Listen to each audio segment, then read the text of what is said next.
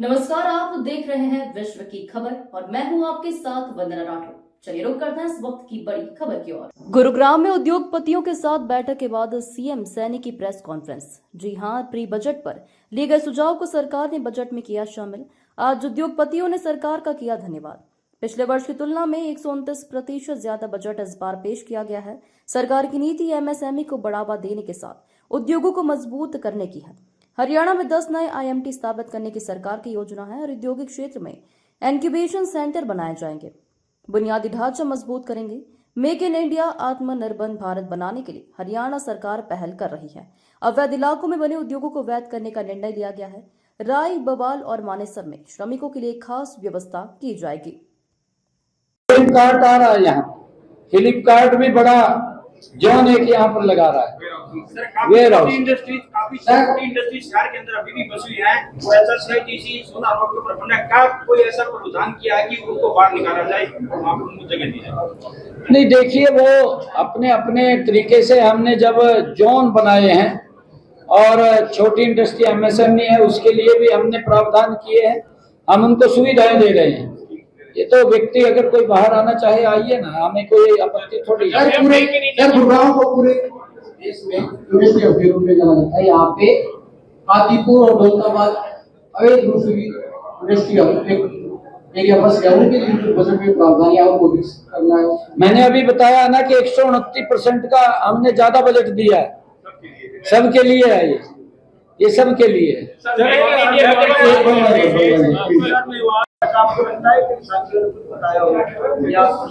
नहीं, ऐसा नहीं, ये तो पूरा ग्लोबल विषय है, इसके अंदर कोई वो नहीं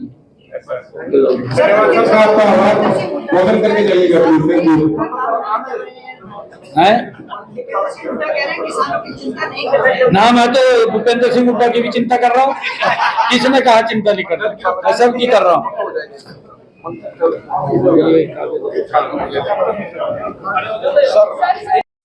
सरकार की एक योजना थी रैपिड रेल ट्रांजिट सिस्टम, जो कि मेरठ गई, लेकिन एक जीटी करनाल रोड एक दक्षिण हरियाणा को लेकर थी। डीपीआर तैयार था, ये कहा जा रहा था कि दिल्ली में जो केजरीवाल सरकार थी वो एसओसी नहीं दे रही थी, इस कारण से वो अटका हुआ था। अब क्या उम्मीद करें, दिल्ली में भी भाजपा की सरकार है और अभी एक रोड जीटी करनाल रोड, दूसरा दक्षिण हरियाणा का, उसकी कहीं ना कहीं योजना है, डीपीआर है। अब तब तक डीपीआर नहीं, उसका मैं भूमि पूजन करने वाला हूँ जल्दी, और इधर भी उसका काम चालू हो गया। करनाल की तरफ अगर कुंडली की तरफ जाएंगे आईआईएफ का टीसी, जिसके जल्दी ही वो भी उस साइड में काम चालू होगा। और इधर हम भूमि पूजन कर रहे हैं मेट्रो का, जिससे कि लोगों को इसका लाभ मिले। दिल्ली से एनओसी अब आ चुकी है क्या माने? जो ये कहा जा रहा था केजरीवाल सरकार एनओसी नहीं दे रही थी, तो उस कारण से अटका हुआ था ये काम। नहीं, देखिए डबल इंजन सरकार का फर्क पड़ता है, कोई किंतु परंतु नहीं रहता, और ये काम गति से अब होंगे, सब काम होंगे। हरियाणा में ट्रिपल इंजन है, हरियाणा में ट्रिपल इंजन। मेवात का जिक्र किया सर, मेवात में जो कुछ किसान बैठे हैं मुआवजा के लेके, बार बार वो पंचायत करते हैं और विरोध करते हैं। अब कोई नहीं, देखिए कोई नहीं बैठा। मंत्री जी ने भी बात किया था, परंतु उनको जो भी एक्वायर लैंड हुई थी उस टाइम एक्वायर के समय उनको सारा का सारा जो पैसा था वो दिया गया है। उन्होंने उसको स्वीकार भी किया है, और कुछ को अगर कोई दिक्कत थी दोबारा भी उसके अंदर भी कमी थी कोई, वो भी पूरी की गई है। अब ऐसा कोई विषय नहीं है। अभी टुकड़े भी टूटे गए थे कांग्रेस की तरफ से, क्या कहेंगे? नहीं, देखिए ये षड्यंत्र, राजनीतिक षड्यंत्र कहना गलत है। एक तो मेरे ये समझ में नहीं आया कि ऐसा कौन सा सिस्टम है कि 1 रुपया लगा करके 1 करोड़ रुपए बन जाए। आखिरी सवाल। अब ये बात तो जो राजनीतिक आपने कही है, अभी ये राजनीतिक स्टंट है। ये बात तो केजरीवाल भी बोल रहा था, और भी कह रहा था मनु राजनीतिक दुर्भावना से फंसाया जा रहा, परंतु गलत तो कहीं किया था। ईडी तो अपना काम कर रही है, और वो जब उसके पास क्लू आएंगे, जब तथ्य आएंगे, तो तभी तो वो बात करेगी। ऐसा नहीं है। अगर कोई दिक्कत है प्रोटेस्ट की बजाय कांग्रेस को ये कहना चाहिए कि वाड्रा साहब जा करके सारी स्थिति को बताए, ये कैसे हुआ कैसे नहीं हुआ। आखिरी सवाल। भारतीय रॉ मटेरियल की, या तो चाइना से इंपोर्ट करना पड़ता है एक्सपोर्ट देश से। क्या रॉ मटेरियल हरियाणा में मिल सके, उनको बढ़ावा मिल सके, लेकिन इंडिया आत्मनिर्भर भारत में बन सकता है, तो रॉ मटेरियल उनको हरियाणा में मिलेगा, तो उसके लिए क्या प्रयास है? नहीं, देखिए वो अलग अलग, आजकल मैंने जो रोड्स की कनेक्टिविटी की बात कही है, आप हमारे जो पोर्ट्स हैं, बाहर से जो रॉ मटेरियल आता है, कुछ देश से रॉ मटेरियल आता है, हमारे यहाँ टेक्सटाइल इंडस्ट्री पानीपत के अंदर है।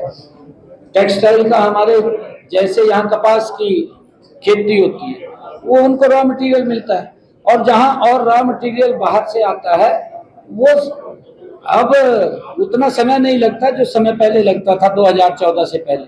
अब तो उसका सरलीकरण हो गया है और लोगों तक वो पहुंचता है। जिस 10 IoT की आपने बात की थी, 10 जिलों में IoT बनाने की जो योजना है, तो वो कौन कौन से जिले होंगे, और साथ में साथ क्या सिंगल विंडो की भी शुरुआत होगी? क्योंकि अक्सर हम देखते हैं कि कोई इंडस्ट्री लगती है तो हर विभाग से एनओसी लेनी पड़ती है। नहीं, देखिए उसके सिंगल विंडो ऐसा बनाया जाएगा कि ताकि एक ही सिंगल विंडो पे सारी व्यवस्थाएं। उसके लिए हमने ये किया है कि जो विभाग, हमारे 40 विभागों को, उनकी लगभग 150 के करीब जो सुविधाएं हैं, उनको single window system, single roof system, उसके माध्यम से देने का हम काम कर रहे हैं, जिसका लाभ भी हमारे जो इंडस्ट्रियलिस्ट हैं वो ले रहे हैं।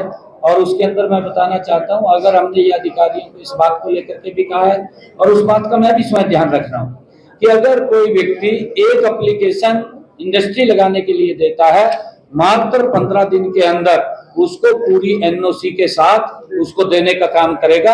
अगर उसका कोई ऑब्जेक्शन लगता है, उसके कागजों में कमी है, तो मैक्सिमम 30 दिन का समय हमने रखा है। 30 दिन के अंदर उसको ठीक करके उसको एनओसी देने का काम हमारी सरकार कनेक्टिविटी को लेकर के नहीं, देखिए, क्योंकि लगभग उनके जो सुझाव हमारे पास आए थे, उन सब सुझावों को हमने सम्मिलित किया है, और जो कुछ उनके हमने कहा भी है, आज भी मैंने कहा है कि आपकी तरफ से जो पॉजिटिव सुझाव इसके हित में आएंगे, कि ताकि हम और इन्वेस्टर्स को कैसे यहाँ ला सके, कैसे इंडस्ट्री को और बढ़ा सके।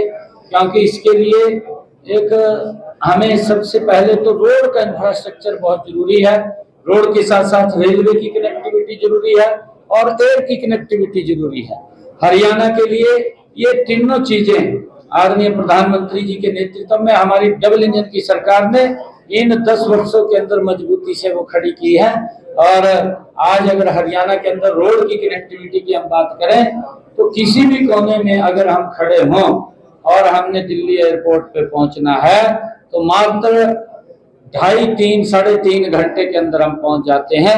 ये रोड का इंफ्रास्ट्रक्चर हमारे यहाँ पर है। रेलवे की कनेक्टिविटी में भी बड़ा सुदृढ़ीकरण हुआ है। पिछले 10-15 सालों में लेकिन कोई बड़ी इंडस्ट्री या कोई बड़ी कंपनी हरियाणा में नहीं आई है, जबकि इसी समय में नोएडा में माइक्रोसॉफ्ट बाकी कई सारी कंपनी ने अपना ऑफिस खोला, जिसमें कि माइक्रोसॉफ्ट और बाकी कंपनियां शामिल हैं।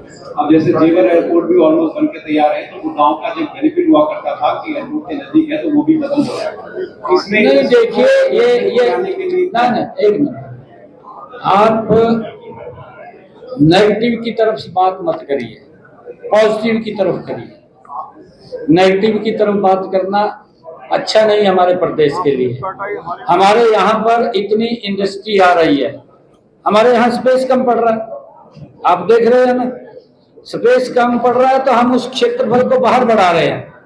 आप अगर केएमपी की तरफ जाएंगे, देखेंगे, मारुति ने 800 एकड़ के अंदर उद्योग स्थापित कर लिया है, जहां पर हर साल लाखों की संख्या में वाहन बनेंगे। वांडा वहां जमीन देख रहा है, वो भी 700-800 एकड़ के अंदर वहां पर जमीन को देख रहा है, और वहां पर यूनिट आ गए हैं। मैंने उसका जिक्र किया है कि हमारे यहाँ पर जो IMT घरखौता है, उसकी तर्ज के ऊपर हम 10 और यूनिट, 10 और IMT विकसित करने की हमारी प्लानिंग है। अगर आप देखेंगे इंडस्ट्री के लिए, क्योंकि रोड का इंफ्रास्ट्रक्चर होना जरूरी है। आज इन 10 वर्षों के अंदर हमारे हरियाणा में रोड का इंफ्रास्ट्रक्चर में एक अभूतपूर्व परिवर्तन हुआ है, और जिसके कारण से इंडस्ट्री गति से आ रही है। अगर आप यहीं पर देखेंगे, हमारे मेवात की तरफ जाएंगे, मेवात के अंदर भी एक बड़ी इंडस्ट्री वो बैटरी की लगी है, जल्दी ही चालू हो जाएगी। ऐसा नहीं है कि बड़ी इंडस्ट्री नहीं है, आ रही है और भी आ रही है। हमारा ये प्रयास है कि ईज ऑफ डूइंग बिजनेस, हमारे जो इन्वेस्टर्स हैं उनको कोई दिक्कत समस्या ना आए। हमारी सरकार उनको सरलीकरण करके उनको आमंत्रित करने का काम कर रही है। अब तक के लिए बस इतना ही। बने रहिए हमारे साथ।